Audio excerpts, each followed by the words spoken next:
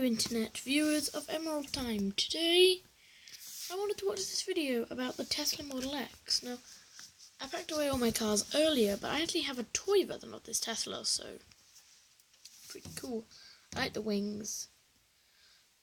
My mum says if we win like some sort of million thing, Euro Millions or something, we'll buy that car, so just saying. Anyway, so this video is made by Doug DeMuro. Don't know how to say that. Of course, I do not own this video, but I just wanted to see this video and wanted you guys to see what I thought about it. And still killing myself with this setup. Anyway, so let's watch. I recently made a video where I reviewed the car behind me, the Tesla Model X. So Yeah, you watched that, and you've probably already seen a lot of other reviews of the Model X. But what you probably don't know, what you might be more interested in, is all of its weird quirks, its strange features, its unusual traits that separate it from a normal car. And so, here are all the weird quirks of the Tesla Model X.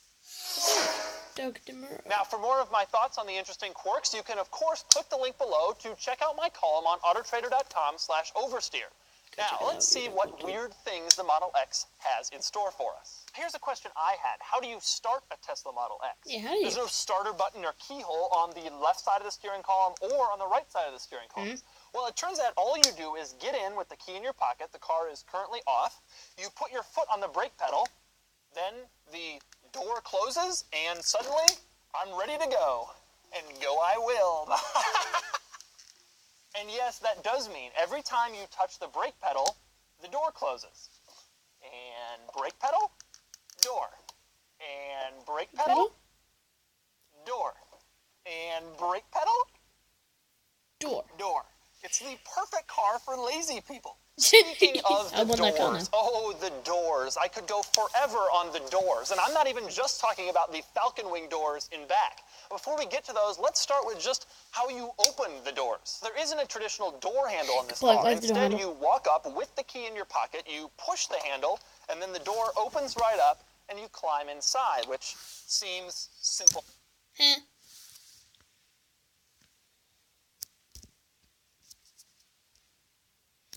I really don't get that, guys. Like, what's the point of not putting a door handle in? I'm trying to see if I can make the face cam any bigger, but I'm guessing not. Let's put that back in the corner. So we get down, like, why would you not, though? Okay, back front.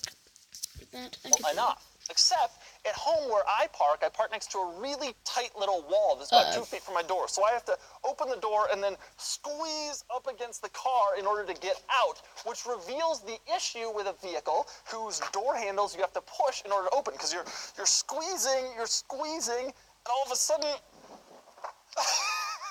This actually happened to me earlier today when I was getting out of the car for the first time. All of a sudden, the door just opens, and I'm like, oh my God, what do I do now? Fortunately, the doors are pretty easy to close from the outside. There's no handle or anything down here. All you gotta do is walk up, push the little red button, and they close. That's simple. But pushing the door handle isn't the only way to open the door. I always wanted to, like, go like Marty McFly in Back to the Future and just go thwomp on his DeLorean. That's why I've always wanted to own a DeLorean.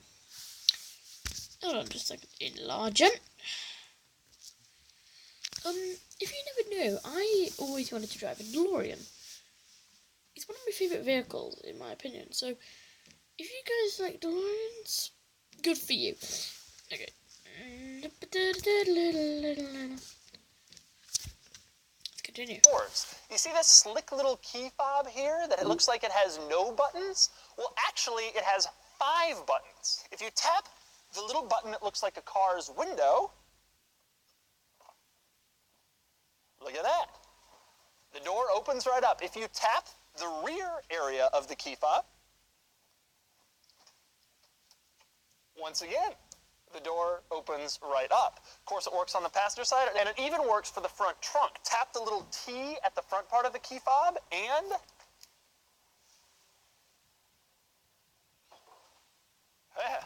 opens right up, first try. They're really good. Oh yeah, that's right. There's a front trunk. Because there's no front engine in this car, all the batteries are under the floor. There's a trunk in front, just in case all of your stuff doesn't quite fit in the back. If you guys want to own a Tesla Model X, and you're one of those people who stop way too much, it's literally the best car for you. And knowing me, when my family goes shopping, especially my dad's side of the family, they're split up, yes. I'll mention that in the 5 Facts About Myself Part 2, but that'll be a future video.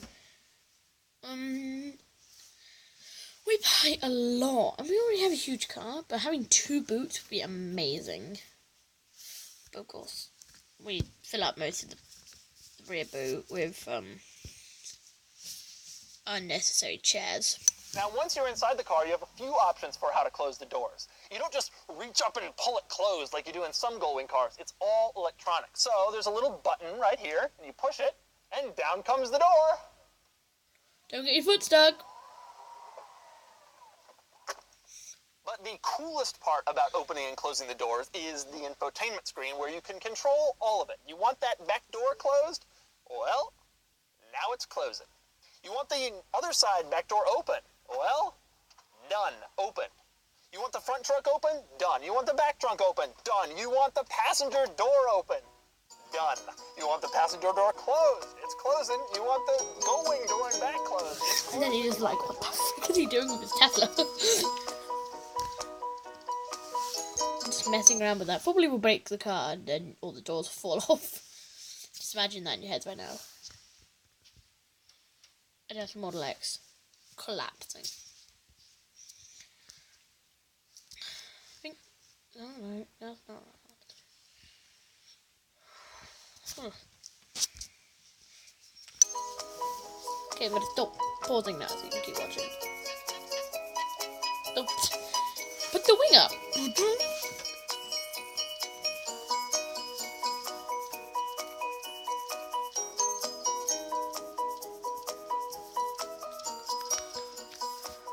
None of those things are my favorite thing about the doors. My favorite thing about the doors is that when you push the little button in the center screen to open the back door, the screen actually shows the door opening in real time.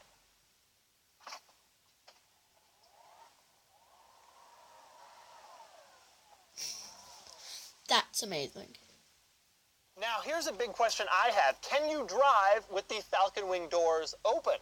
Now, you shift into drive when the doors are open, and these big warnings come up on the center screen in the gauge cluster saying, do not drive. But...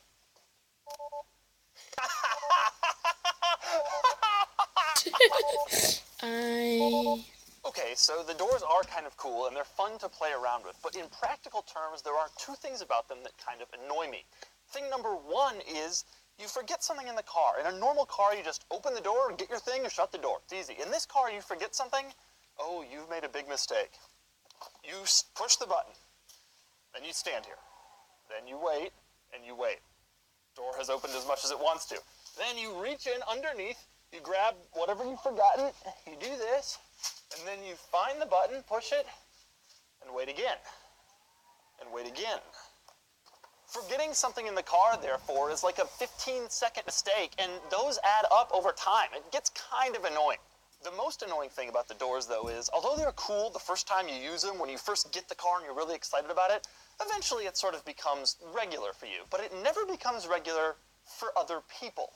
If you open the doors in any setting where there's people around, you will constantly get mobbed. It got to the point yesterday when I was filming this video that I just stopped opening the back doors altogether so I wouldn't have to deal with the questions and the comments and the people coming up asking what it is and how it works. And instead I solely was using the front door and the tailgate, which open normally. Now, as you probably know, the windshield is huge. It goes all the way up to above your head, which gives you a giant, wide, sweeping view while you're driving. Cool. But how do sun visors work in a windshield that goes all the way above your head? Well, they're located on your left, next to your head, and they attach to the rear view mirror assembly. and then you can put them down just like a normal sun visor. Interesting. Here's a crazy feature. When you're driving down the road, the center gauge cluster is constantly giving you all sorts of information. It's showing you where other objects on the side are. It's showing you where other cars are. It even can find box trucks. It can find bicyclists. And it can find empty parking spaces where, of course, it can park itself. It'll show you lane lines. And my personal favorite, it even shows when you put your turn signal on. Oh my god. That's interesting. One of the most talked about features of this car is this giant center screen, and there's already a lot of stuff online about it, but I'll show you some basics. My personal favorite thing about it is that you can just... if you want to watch the end of this, I have a link in the description. If you enjoyed this, cool. Subscribe. I probably won't be posting on Emerald Builder or Emerald Time, so sorry, but I'll see you later.